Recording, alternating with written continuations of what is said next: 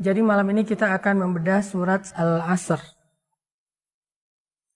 Buat teman-teman yang udah hafal bisa baca bareng, buat teman-teman yang belum hafal bisa buka surat Al-Asr atau bisa sekedar menyimak.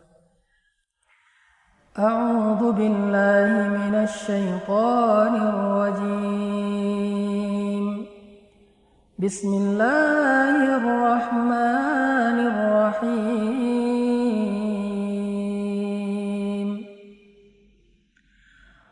Wal 'asr innal insana lafi khusr illa alladhina amanu wa 'amilus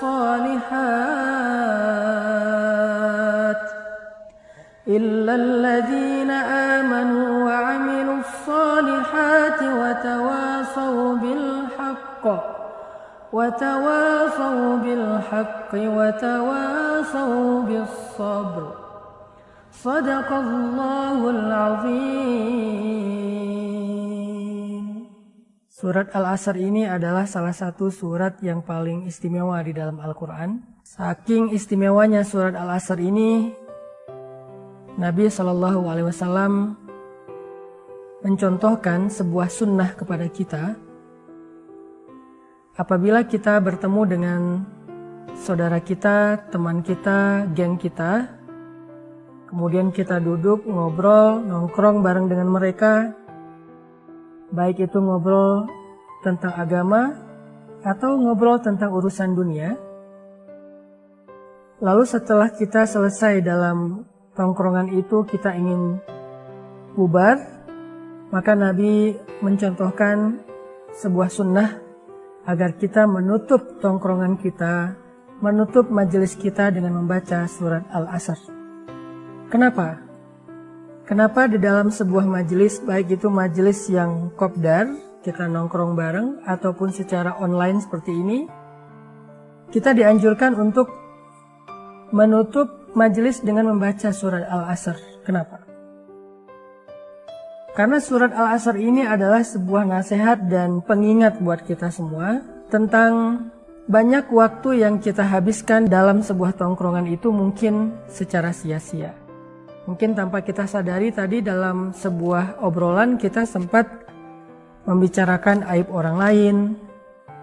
Kita sempat berdusta secara nggak sengaja.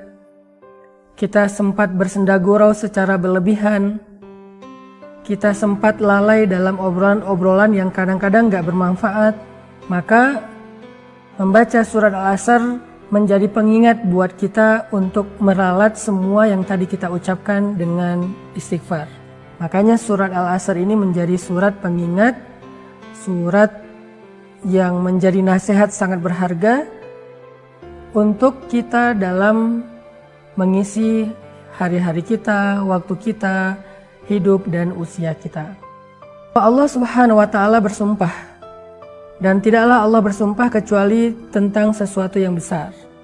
Ketika Allah bersumpah di dalam Al-Quran, berarti Allah lagi mau ngomongin sesuatu yang penting.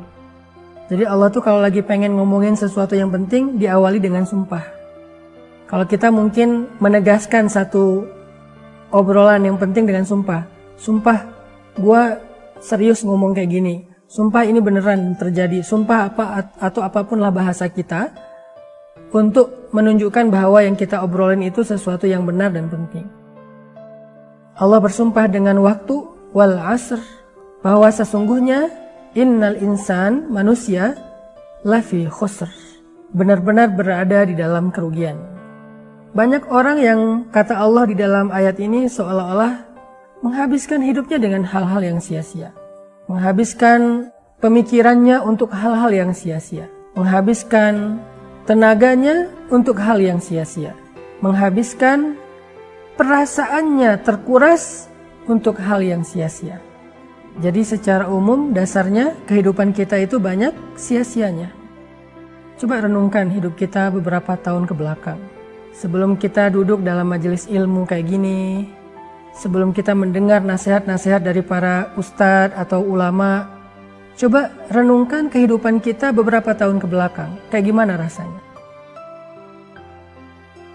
Kita menjalani rutinitas kehidupan kita sehari-hari, tapi rasanya kayak lelah dan gak ada arti. Kita mencari uang, tapi kita gak tahu buat apa. Kita berusaha mencari cinta, ingin mencintai dan dicintai, tetapi setelah kita mendapatkannya, kita ngerasa lelah sendiri. Kita mencari kesenangan ke sana kemari, tetapi semuanya seperti semu. Bahkan membuat kita semakin larut dalam dosa-dosa yang kita pikir dosa itu bisa membahagiakan kita. Yang kita pikir dosa itu bisa menyenangkan hati kita, ternyata semakin kita nambah dosa, semakin kita foya-foya, semakin kita merasa jenuh dan lelah. Kayak nggak ada rasa yang indah di hati kita kecuali hanya sekedar kesenangan sesaat karena hawa nafsu. Itulah kehidupan kita secara nyata sebelum kita mengenal Allah. Sebelum kita mengenal Islam. Apalagi jika seseorang udahlah dia nggak punya dunia, secara harta dia orang miskin, secara keluarga dia sebatang kara, secara fisik dia juga bukan orang yang sempurna amat, jauh pula dia dari Allah, maka menjadi lengkaplah perasaan jenuh, lelah dan gak berarti dalam kehidupan dia. Itulah yang dimaksud dengan firman Allah, Innal insan lafi khusr. Manusia itu rugi banget. Hanya menjadi manusia saja rugi. Kenapa? Karena manusia itu dasarnya hawa nafsu. Manusia itu suka mengeluh. Manusia itu nggak ada cukupnya. Manusia itu bodoh. Manusia itu lemah. Manusia itu nggak punya pegangan. Manusia itu nggak tahu apa-apa. Sehingga kalau dia hidup hanya mengandalkan dirinya sebagai manusia, hidupnya rugi.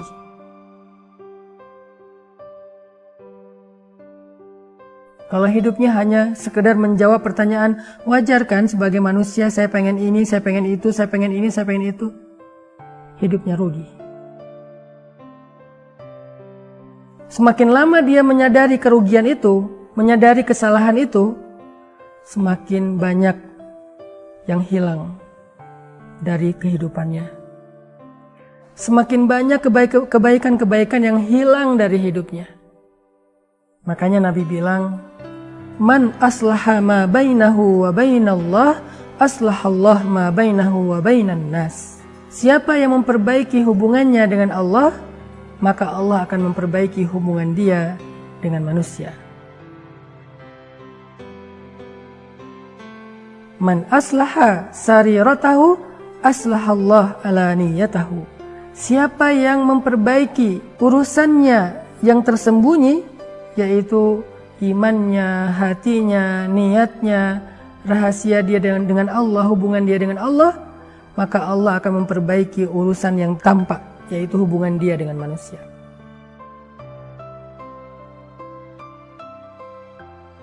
Allah akan memperbaiki yang tampak, yaitu urusan dunianya, urusan hartanya, pekerjaannya, keluarganya. Itulah maksud Allah teman-teman di dalam surat Al-Asr. Kehidupan kita gak sempurna kalau kita jauh dari Allah. Kehidupan kita akan menemukan kebosanan, kejenuhan, kesia-siaan, kerugian, sampai akhirnya kita bingung buat apa saya hidup, gak ada artinya kehidupan saya.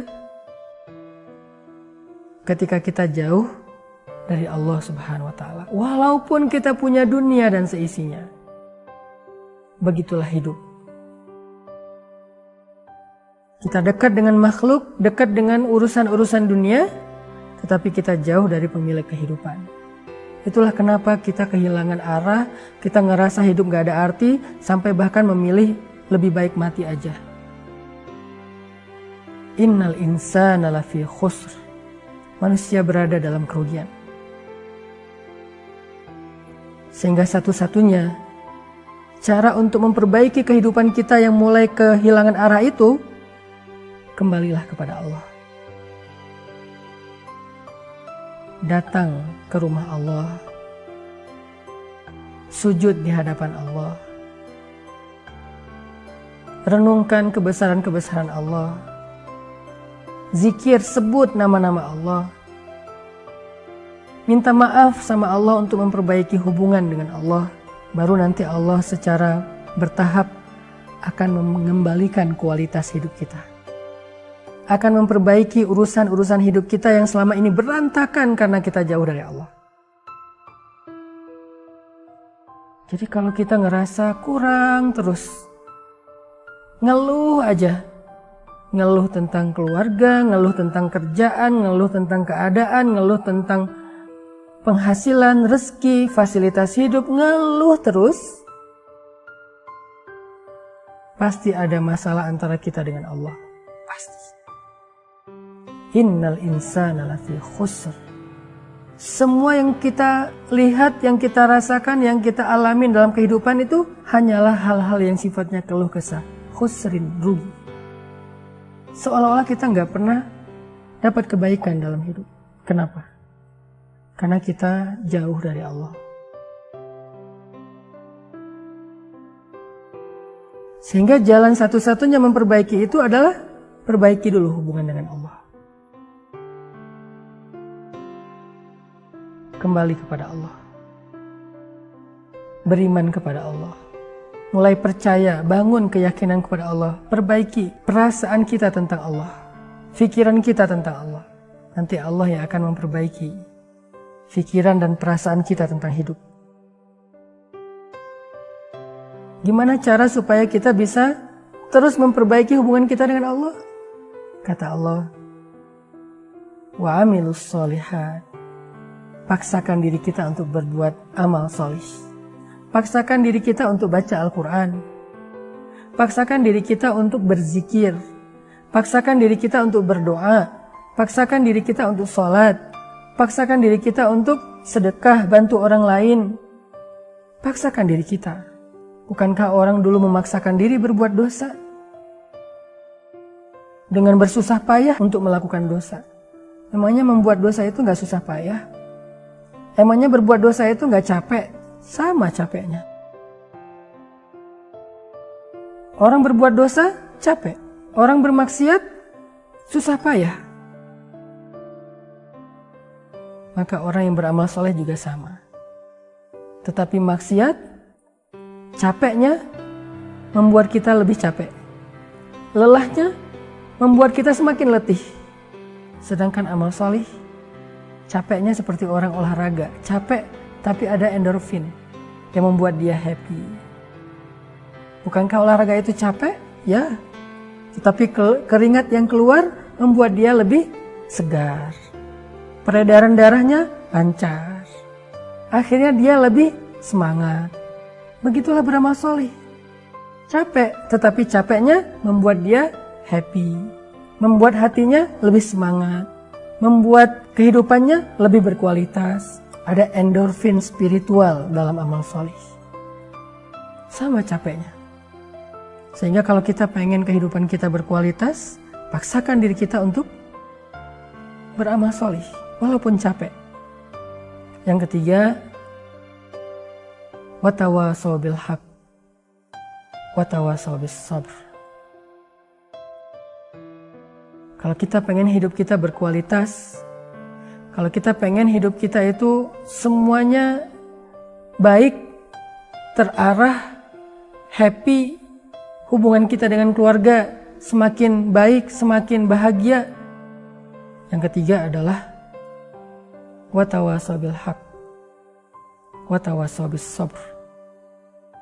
Kita butuh teman. Kita butuh lingkungan. Kita butuh orang yang bisa memotivasi kita, menasehati kita, mengingatkan kita, menguatkan kita, mensupport kita. Kita butuh teman. Kita butuh seseorang yang bisa menjaga mood spiritual kita, mood hati kita. Yang ketika kita lagi lemah, dia menguatkan kita. Ketika kita galau, dia memantapkan hati kita. Ketika kita bingung, dia memberi kita saran. Ketika kita dalam keadaan ragu, dia meyakinkan kita. Kita butuh itu. Sebaik-baik teman adalah orang yang solih, yang bisa mengajak kita kepada kebaikan dan kesolehan.